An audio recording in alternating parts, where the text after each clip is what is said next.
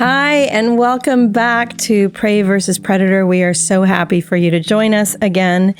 Today, we're going to discuss boundaries. We're going to talk about what prey can do, if anything, to deal with these behaviors by these predators. Why don't you define this for us, Amber? Yes. So I often see it as a fence that you put around yourself and to say, let me welcome some people in to this core area of myself, but some people cannot.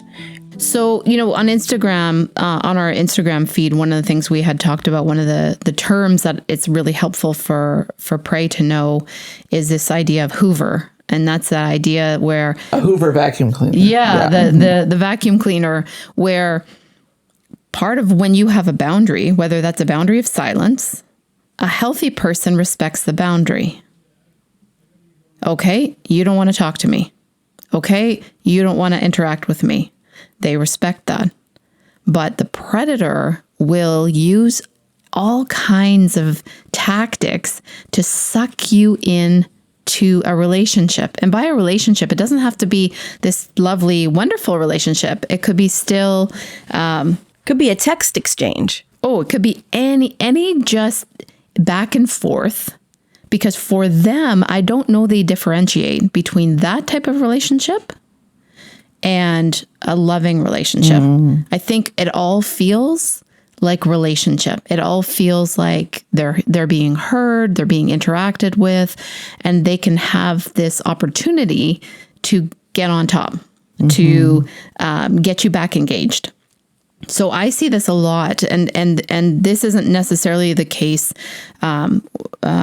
for my predator and my kids, but what I see a lot of in parents, where parents are doing this to kids, and they'll hoover the kids. So the kids will say, "Hey, you've really hurt me," like Amber, you were saying, "You've really hurt me. I need to take space." And then the parent will hoover them. I'm going into surgery. Yeah. And I haven't heard from you in 3 months. You never know what might happen in surgery. I love you. Mm-hmm. And now the child is left with, hey, my dad or my mom might die on the surgery table. Then you find out it was like for a bunion or, or it'll just be a consistent drip that drives you nuts, where they, I think about one of the kids that I've worked with, where she had posted, her predator had posted pictures of her that she didn't want posted on social media. And so the child had asked their parent, please take those down. I don't like that you're trying to present this wonderful picture of us as a family and as me loving you and us being so close. That couldn't be further from the truth. I feel very hurt and angry. That's a good boundary for somebody to be able to have. And it's really vulnerable for somebody to share that boundary with you. So not only did the predator not take it down, but then justified, because now I'm going to justify, I have a right to do this. And really, it's just about hoovering the child in to a relationship. So the child cuts the parent off and says, okay, you know what? You're going to do this? I'm done. I'm not talking to you. The parent never acknowledges, leaves the pictures up, never acknowledges the pictures again, and starts to hoover. I found this old picture of us when you were 2. And the child stays firm. Yeah, I'm not falling for it. A couple months later, I found your favorite Christmas decoration. And I wondered if you want it, or should I give it to Goodwill? The child stays firm. And that's I'm going in for surgery. So yeah, classic. So this is where, or I miss you. I'm thinking about you. I hope we can get past all this nonsense. I hope you can be forgiving. Yeah, you just don't forgive. This is not, can't believe that you live like this, like that you won't forgive. You need to let things go. I love you. And forgiveness is important, not for me, but for you. Yeah. Your hard-heartedness is it's going to destroy a lot of relationships. And it's all meant to hoover you. It's all meant to suck you in. Like, what do you mean reasonable? You want reasonable? Take my pictures off social media, Mom. You know, like stop trying, like apologize. Tell me you're sorry. Tell me that you understand what you did hurt me. You didn't respect me. You didn't give my boundaries any validity whatsoever. Let's start there. Yeah, no, not going to happen. But if I annoy you enough, or I tell you that you have a problem, you want to defend yourself. Because when you love somebody, and I think when you're prey, part of being prey is being healthy. And you don't just stop loving somebody because they're a jerk or they're not nice or they're not kind. You still have this desire to have a healthy relationship with them, even if they're a terrible person. So when they start accusing you of being a terrible person, to them, you want to justify, and this is where I think you get sucked in a lot of times as prey. We get sucked in because we want the prey to acknowledge us.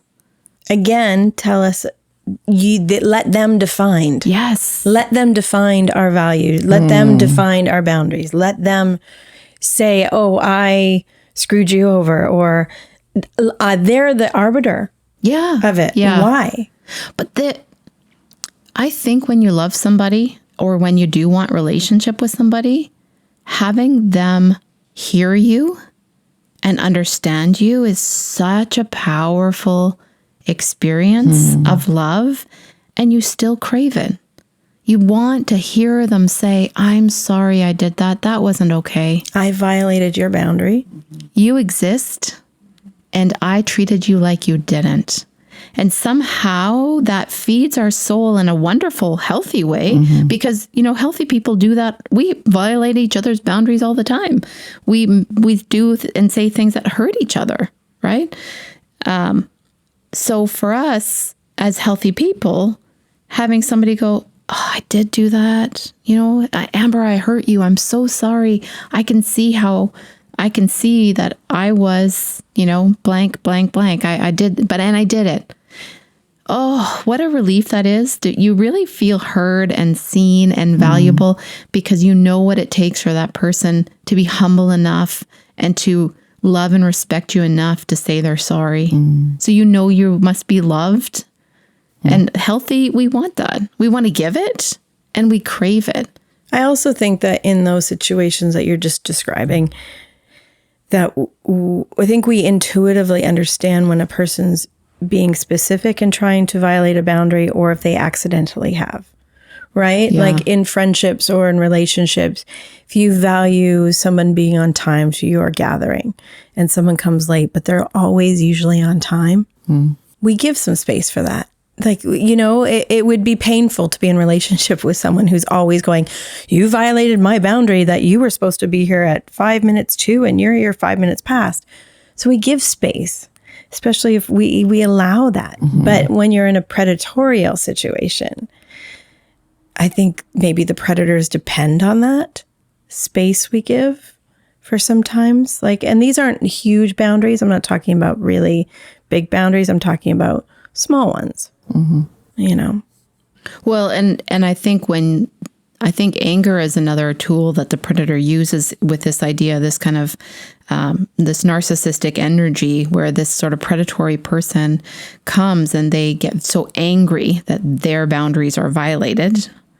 And we are not, you know, most times kind, loving, warm, relationship-focused people like prey are not comfortable with anger either in themselves or in somebody else. We want to calm it down. We don't want somebody to be angry with us. And so I think a lot of times we allow I wonder if we allow our boundaries to be violated so that the person's not angry.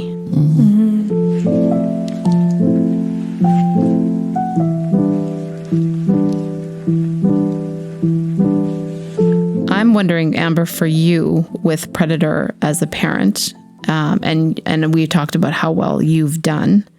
And I think it speaks also to the fact that your predator isn't like a 10 out of 10 on this predatory spectrum. My predator fluctuates. But do you feel like when you bring these boundaries, and a lot of times these boundaries require you leaving the relationship for times, How do you know when to go back? How do you know you're not being hoovered? How do you tell the difference? My predator doesn't often hoover. There is the only thing that might happen is buying me things in order to try to get me re-engage a relationship. I saw this and I thought of you, and it's like, I don't care really, but I think for them, it's a way of making connection and making amends, which I guess is like an abusive relationship. A person hits their partner and then they come back the next day with a beautiful new gift, right? Yeah, honeymoon. Yeah, exactly. So I think I see that. I just say thank you and accept it. I think it's always a bit of a balancing game. I never know what I'm going to get. Because I have other people in the family, I kind of go in relationship to be in relationship with the other people. So, but I'm always very tenuous. I have to go in kind of carefully. Yeah. And thankfully there is some distance, so that always helps. But I think I just always have to, I can't let my guard go down. I think that is the exhausting thing. I think with boundaries, it's a bit of a guard, right? There has to be some guard, and I have to always be conscious of it. You can't really let the guard down completely, because that's when you're going to be sucker punched. So there's always this sense, and maybe it's a bit exhausting too, to be honest, but I got to be careful. Yeah, I can't drop my guard. You got to be on. I got to be on, and I got to be careful. And which isn't ideal for intimate, that's not how we're designed. We're designed to be able to let our guard down and be with the people that should love us. So, yeah, that's the only thing. I think I answered your question. I'm not really sure if I did, but that's the only thing I would even leave with people. If we're going to even talk about leaving little gifts or pack items for people. I was just thinking about that. Yeah, too. that's what I would say. Like if you're in a situation close to mine, I think you always do have to be somewhat on guard. I think your boundary is to be on guard and to be careful, and to, like I said, even with my heart, it's like I had a sense that this person was not safe. And rather than being bullied or stabbed in the heart in order to bleed all over them with like, here's my life story, I just say no, because I have to be on guard a little bit. Because we know who's safe and who's not. Right. And thankfully, I do have safe people in my life, so I can be safe and open and warm and be, gaping hole of, see my insides, And I know that they're going to be safe with me. They're not going to reach in there and pull something out and be mean. I think for me, what I would put into my pack from this conversation is the idea that we're able to honor those that we are in relationship with by honoring ourselves. And that's sort of I've never really thought of it that way before, but I think there's significance and wisdom in that idea. So how do I honor you? By honoring me. I love that. Yeah, I think that's good. It's good. What about you, PJ? I would put into my pack this idea that in order to truly stand in your boundary, you have to be willing to walk away from a relationship that violates it. Yeah, that's so hard. Stakes. Easier said than done. And if your relationship does not allow you a boundary, you are well to get out of that relationship. It's going to be toxic. You don't exist in it. If me having a boundary, which involves loving you and loving me, if I don't get to do that, if I can't do that in this relationship, then this relationship doesn't include me. That is a dangerous game. And I invite anybody listening to try to put a boundary in and hold firm to it and see what happens. Do you give in because you can sense that this will end the relationship? Or do you stand firm and let the relationship end? And that's big. I get it. Those stakes are high. But I want to remind people that a healthy, loving relationship respects your boundaries. You don't have to fight for them. You don't have to. It doesn't have to be an argument. It's a discussion because it involves you loving you and me loving me and you.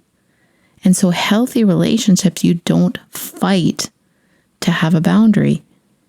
You don't defend your boundary because the other person wants and invites the boundary. Oh, I like that. And You don't have values to it. And values it. Yeah. And I think it's important, even in that definition, to note, I think the predator, in that definition, it talks about I love you and you love me, or I love myself. So I love you, so I'm putting up a boundary, and I love myself, so I'm putting up a boundary. Whereas I feel like a predator will put up boundaries, but it's just about loving themselves or caretaking themselves. Totally. It's not about loving you. No. And that is the difference. Is this an attempt to bring the relationship together and to love you and to love themselves?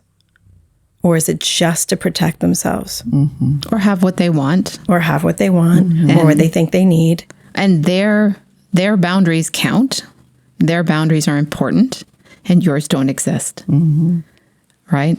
And so, yeah, these are high stakes. And when we're talking about early warning signs, I think one of the earliest warning signs we can do is just notice, am I allowed to have a boundary in this relationship?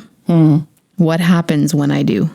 The second that you notice that your boundary causes anger and rage from your partner, you need to think about an escape route. Anger, rage, or even rejection. Or resentment. But punishment. I think rejection, like for me, that speaks to me. It's like there's a fearful of the person saying, what's wrong with you? That you have that like, I think even in dating situations, like, this is what I'm comfortable with, this is where I'm not. If you're navigating that early kind of thing, hopefully you find somebody who will walk that with you and not just go, whoa, this is what we're doing, and what's your problem? It's like even all the movie tropes that we see about, the guy and the girl, and there is sometimes a violation of a boundary because she really wants it. Totally. She really, really needs him. She really wants it. And it's like, And where are we supposed to learn this language of boundary when we're actually taught this level of disrespect for it? And the other is to be taught as women, or it doesn't matter what gender you are, to go for what you want. Like, you want to be in relationship with that person? Okay. Then open yourself up to that. Don't expect a violation of boundaries in order to be proved that you can be in relationship with this person. The safety of having boundaries with your partner is just the most beautiful gift that you can receive or offer. Thanks, PJ. Yeah, thank you guys. If this podcast has touched something deep inside of you, please reach out to us. We are here for you. If you like this content, please consider supporting us on Patreon. You can choose between a one-time gift or a regular donation for less than a coffee. All donations go towards our production costs so we can continue to do this for years to come. See you next week.